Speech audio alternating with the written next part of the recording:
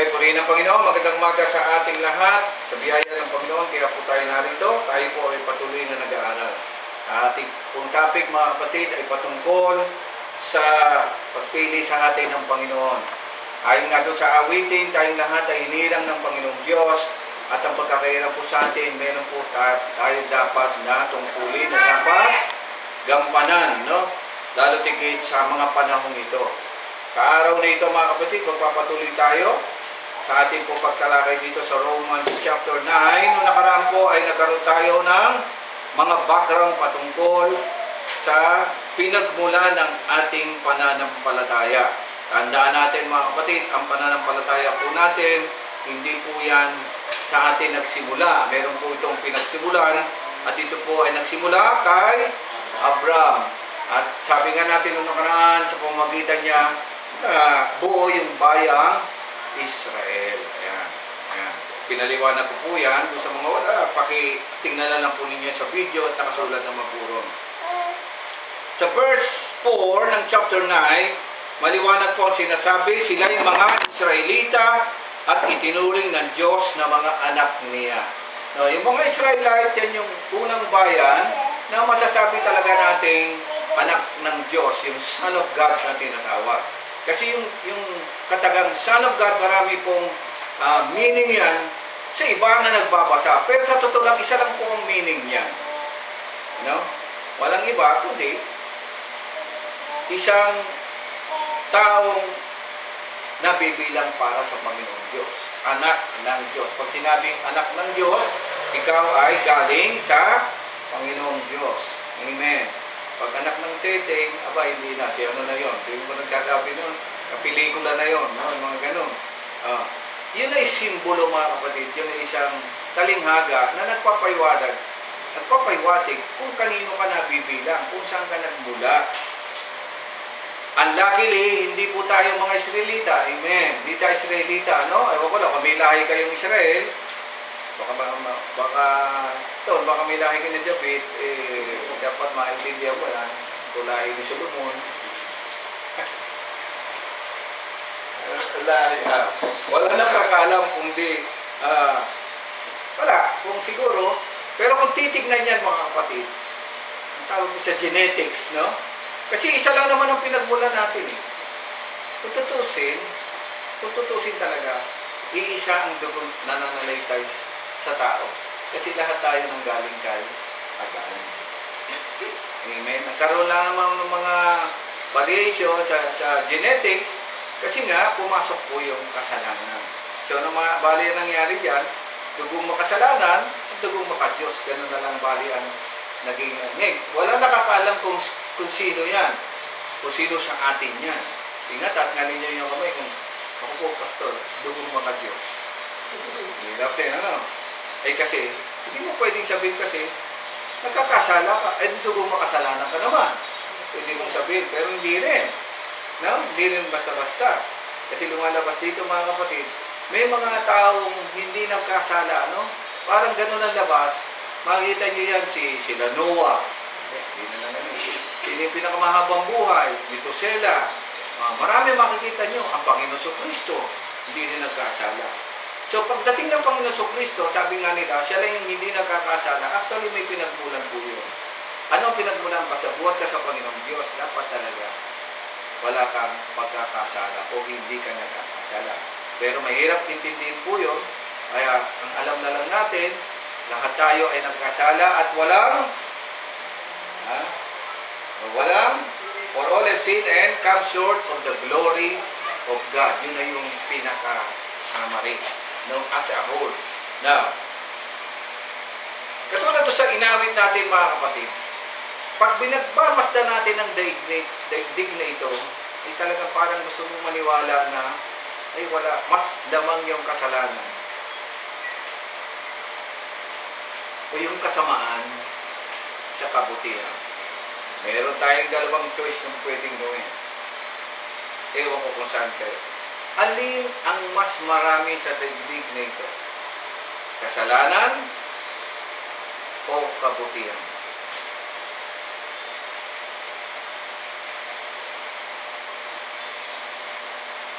Tanong ko pa isa-isa? O ikaw na mauna?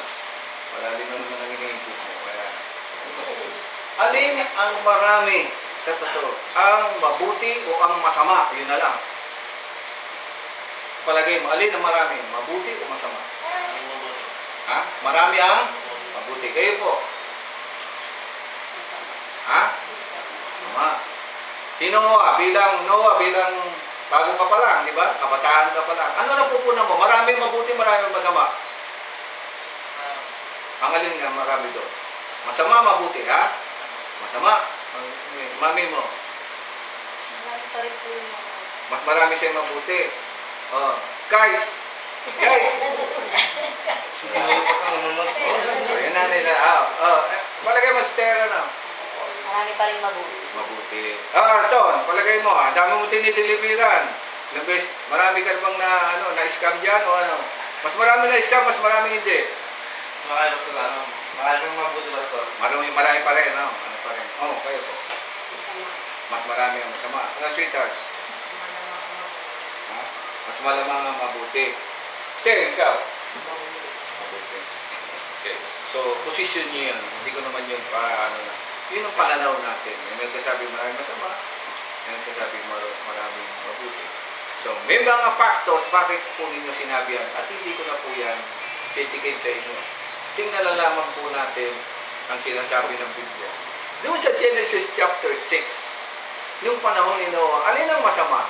Alin ang marami, mabuti at masama?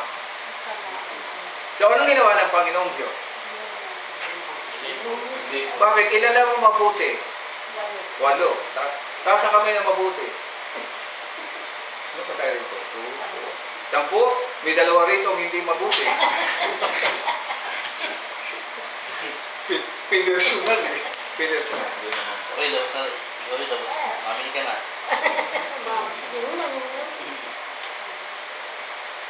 Yung mabuti at masama. Siguro nga, sabi rito, makikita natin dito sa Romans chapter 9, tiningnan ito according sa lahi. Sa lahi. Bagay, totoo nga naman yung genetics. Sa palagay nga ninyo, matanong ko rin lang, yung bang lahi ninyo mabuti, masama? Ikaw, ano bang lahi mo? Mabuti, masama sa palagay mo? Lahi po namin. Teka muna, mag-ingat ka sa pagsagot. Pwede mong hindi sagutin, ano? Sabi mo na lang, pass. Hindi mo, ano? Pagkamali ka na sagot. Naka-record yan. May kaputi yan. Mabuti na. Ante, yung lahi natin. Kasi kalahi ko ito si Ante. Ito kasi matanda siya eh. Hindi ko masyadong kilala pa yung doon siya. Ano palagi mo ito?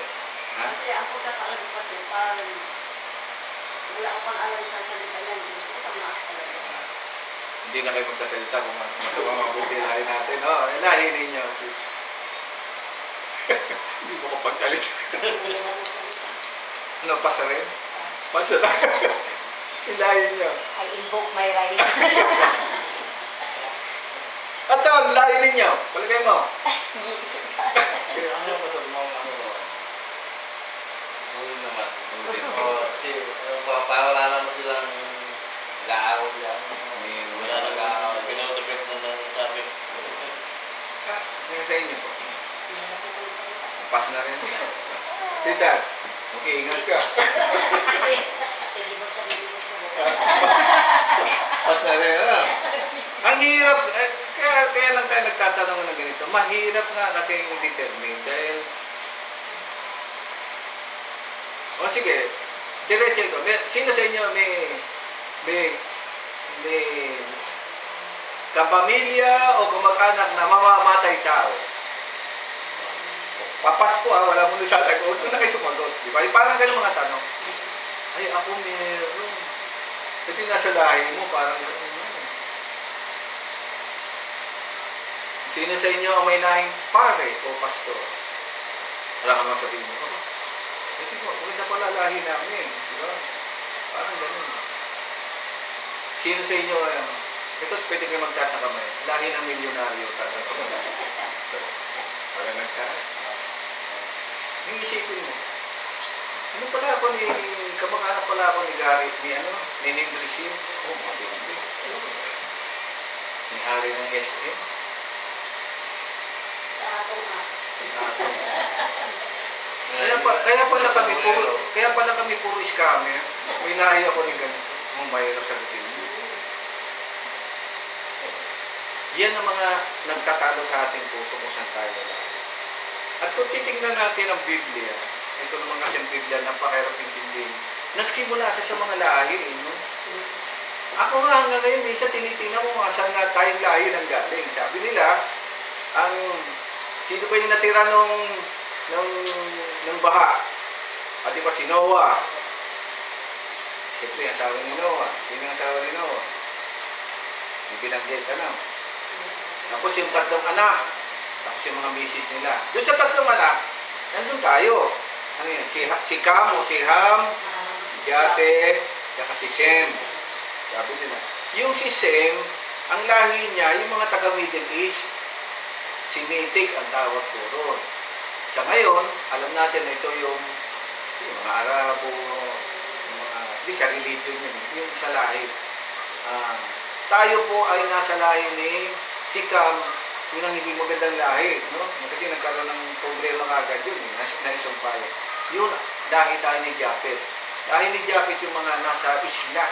Kasi yung ano natin ay isla, di ba? Ang Pilipinas, island tayo.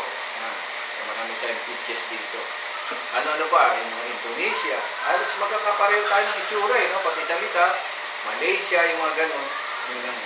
So sabi nila yon ng mga nagano, pero wala talagang nakatitiyak. Now, doon sa mga bansang yun, mga kapatid, nakakaingit lang, nakakapagtaka kayo bakit ang Israelita ang naging bayan na sana Pilipinas ang naging bayan na Diyos. Pastor, hindi na po Israelita ang bayan ng Diyos. Korea na raw. Korea. Kasi nga, ang dami mga mga Koreano, karamihan ng mga nag-evangelist ngayon galing na Korea, dami. At nasentro na yata. Pero hanggang ngayon, ang Pilipinas pa rin ang sentro ng Kristyanismo dito sa bansang Asia. Sa atin pa rin. Kaya nga tayo daw ay pinagpala. Hindi ba mga Pilipino? Okay. Hindi yun ang pag-usapan natin. Ang pag-usapan natin ngayon, mga Israelita. Sino sa inyo ang may background patungkol sa history ng mga Israelita? Ito hindi kasi masyadong tinatalakay sa churches, no? Kasi ang mga Israelite, ayon sa kanila, mga itinakwil na. Wala na. Napunta na saan? Napunta na sa Rome. Ulitin ko lang, sabi nga, di ba? Meron pa nga napunta sa Davao eh. Ayan, mga taga Davao na raw. Yung isa naman, taga Pampanga. Sabi ko, ano ba yan? Yung isa, taga Quezon City. Napunta na rin mga kapatid. At alam ko rin tinutukoy. Pero ito maganda, tingnan nga natin, bakit ba ang mga Israelita ang naging anak ng Diyos? Sa totoo lang, tanggapin man natin ito o hindi, historically, spiritually, it is the Israelites talaga mga kapatid. Tingnan na, basahin na lang natin. Ha? Sila yung mga Israelite. Ito na. Basahin ko sa 1. Saksi ko si Kristo na katotohanan ang sinasabi ko. Ang nagsasalita po ay si Apostol Pablo, ha? Ano raw siya? Hindi ako nagsisinungaling. Sabi ni Paul, saksi ko rin ang Espiritu Santo na malinis ang aking budi sa sasabihin kong ito sa inyo. So nagpapaliwanag si Pablo. Matindi ang aking kalungkutan at di mapawi ang pagdaramdam ng aking puso. Nalulungkot daw siya, bakit? Tungkol sa aking mga kalahi at mga kababayan. Now, ang kausap niya rito ay taga-Roma. So, hindi niya kababayan yung kausap. Pero meron siya mga kababayan niya na nagpunta ng Roma. Now, bibigyan ko kayo ng background. Kaya po nagkawatak-watak ang yan nang sila po ay atakihin ng mga empire, kanya-kanya silang takbo. Amen. Ang kanya-kanya silang ng takbo. Actually, napakahaba ng serye ng nangyari sa kanilang buhay. At isa doon sa nabanggit ko nung nakaraan ay dahil sa kanilang hindi pagiging tapat sa pananampalataya, hindi po ba? Sila ay niligtas sa Panginoon. Nagsimula kay Abraham, tinawag si Abraham, nagkaanak siya si Isaac.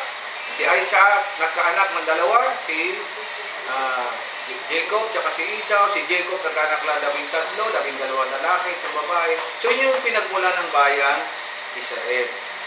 Ang target ng Panginoon doon talaga, maibalik yung dating kalagayan ni Adan. Amen. Si Adan po kasi, ang naging problema niya, hindi lang siya, pati pamilya niya. Ulitin ko mga kapatid. Pamilya niya. Yung family of God na tinatawag.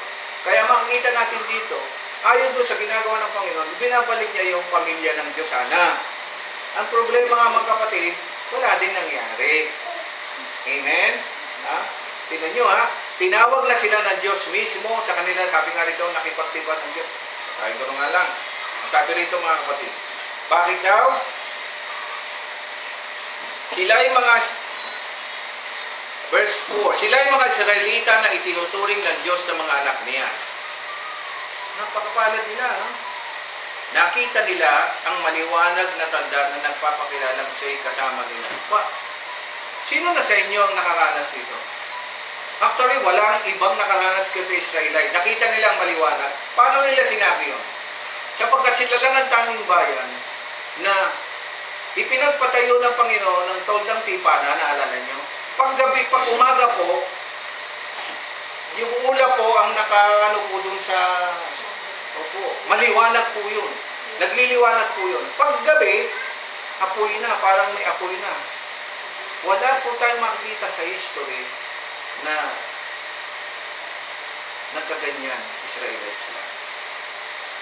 Sabagay, kung basher ka ng Israelites, sabi mo, hindi matotoo yun. Wala na ako doon. Pero, kahit sa tayo makita ng history, mga kapatid, na yung liwanag, nakita ng Israelites. Alam ba ninyo na kahit sa panahon natin ngayon, ang araw,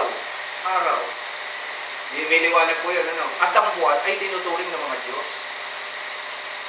Diba? Sun God, Moon God na tinatawag.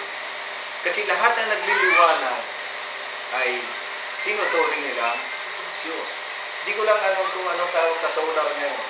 Solar panel. Baka tawagin nilang Diyos yun eh. Dahil nagliliwanag din eh. Ang flashlight ay ganun din. Yung tawag dito, alitap-tap. No? Yun yung mga God ang tawag nila yan. Sa pagdating sa Diyos, anong napunan ninyong itsura pagdating sa Diyos? Kahit sa drawing, kahit sa pelikula, kahit sa TV, anong nakikita natin? Hindi pa palaging maliwanag. Minsan yung mukha, lalagyan mo, tapos nagliliwanag yung mukha. Minsan nagliliwanag yung katawan. Amen. Ganun palagi. Pero ang katotohanan sa Israelita, sabi rito, nakita nila ang maliwanag na tanda na nagpapakilalang siya'y kasama nila. God is with us. Yung salita sa English. Kasama ko ang Panginoong Diyos. Paano nila nasabing kasama nila ang Panginoong Diyos? Kasama nila yung liwanag. Alam nyo kung ito ay ipipicture at ewan ko kung napanood nyo yung Ten Commandments ng araw. Yung pillar of fire.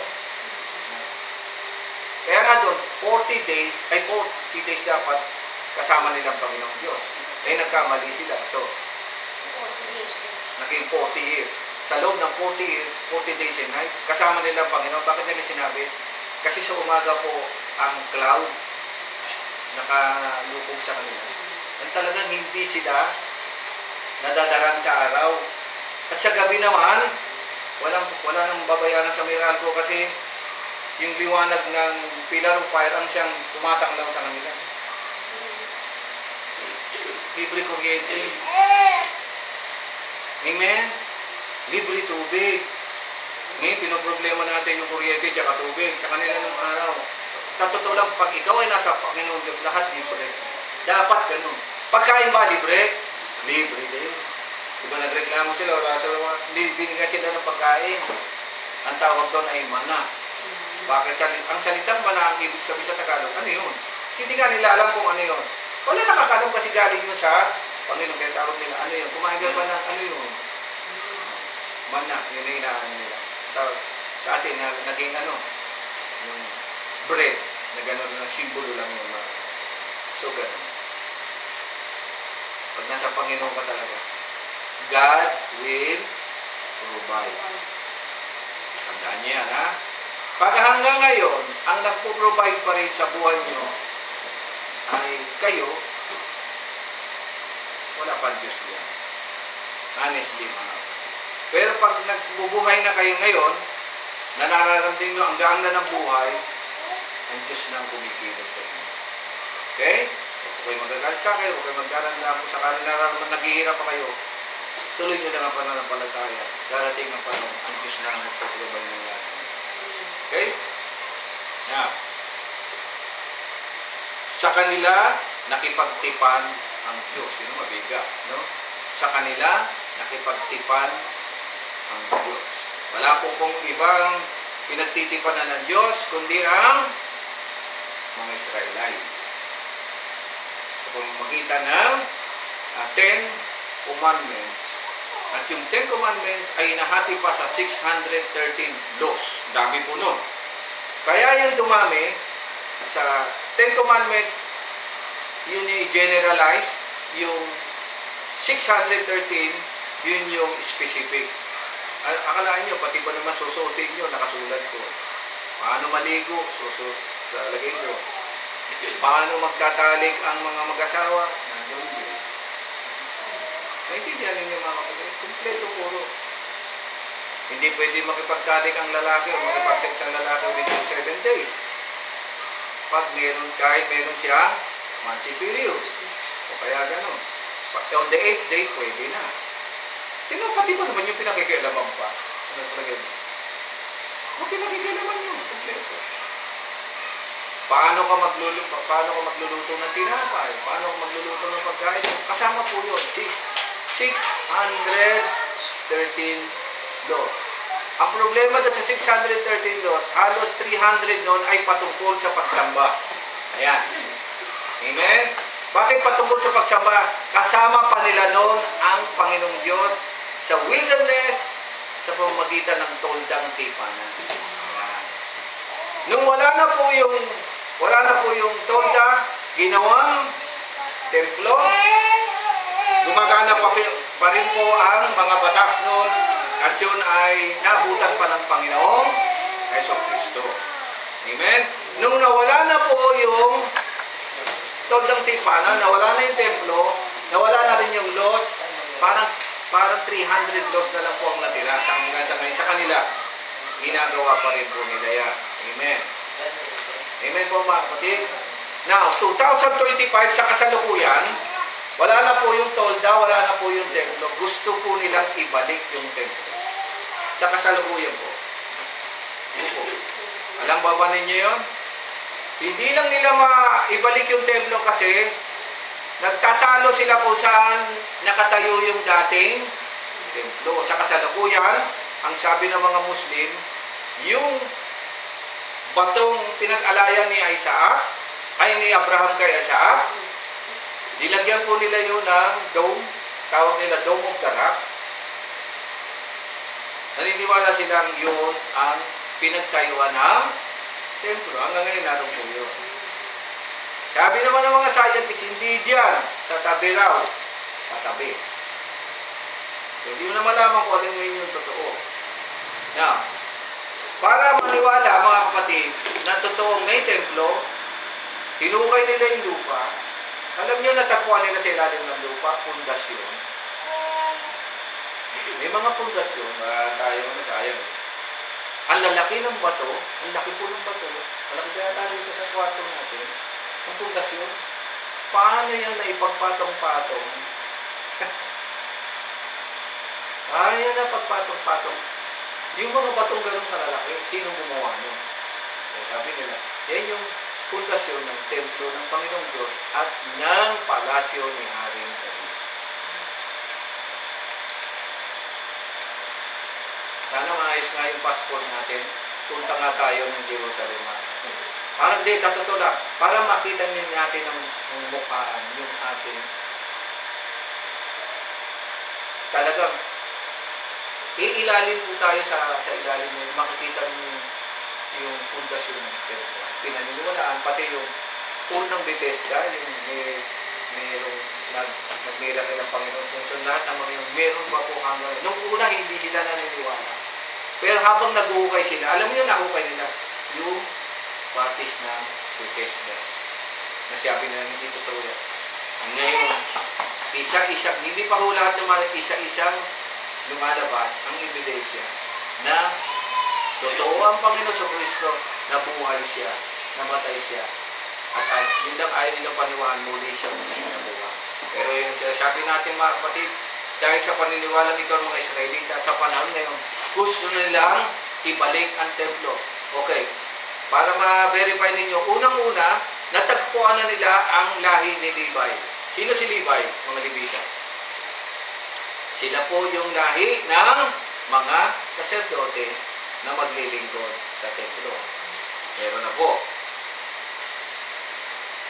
Yung candelabra, yung candlelight, yung may 7 branches na gano'n, nagawa na po.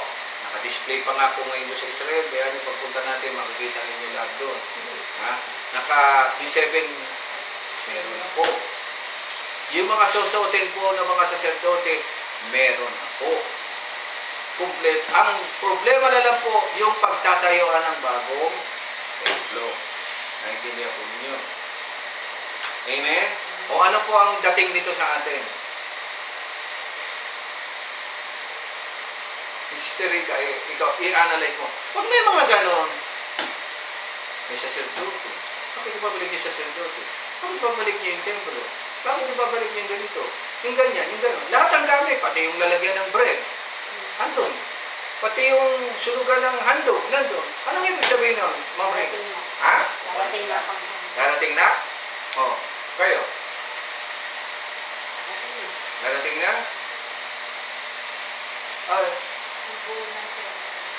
Bubuhin ng templo? Payag kayo bubuhin ng templo? Alam niyo ba't nila ginagawa yun? Dahil hindi sila naniniwala sa Panginoong Yesus Kristo. Pag hindi na yun, physically, sinasabi lang, hindi kami naniniwala sa Panginoong Yesus Kristo. Anong sabi ng Panginoon sa Kristo? Ibayin ninyo ang templong ko. Sa loob ng 3 araw muli kong itatayo. Hindi sila naniniwala. Ano? O tiis yung ginawa ng mga lahi namin, ayun na, nakatayo pa, di pa katapos. Kasi nung time ng Panginoon sa Kristo, hindi pa tapos yung templo. Second temple po yun. Ano po? Iba yung ano pa yun? Sa akin yan, dito. Patay mo na lang. O, sige, sagutin mo na lang. Baka BBM yan. Naintindihan niyo mga kapatid? Yun ay tanda na ang mga Israelita hanggang ngayon ay hindi pa rin talagang naniniwala sa Panginoong Jesucristo. Bilang Kristo, namatay at nabuhay pagkalipas ng 3 araw. And yet, ang mga Israelita pinagtipanan ng Diyos, mga anak yan. Pero hanggang ngayon, hindi pa rin sila naniniwala sa Panginoon. Kaya ang gagawin ng Panginoon sa Kristo, ayon sa nabasa natin, anong gagawin niya? Darating ang Panginoon sa Kristo. Saan siya magmumula? Galing sa langit. Makikita ng mga Israelita at lahat ng basa at yung pa niya ay sa bundok. Ilalapag niya yun doon. Hindi pa po yun nangyayari. Kasi nasabi nila, hindi totoo yan mga Kristiyano. Amen.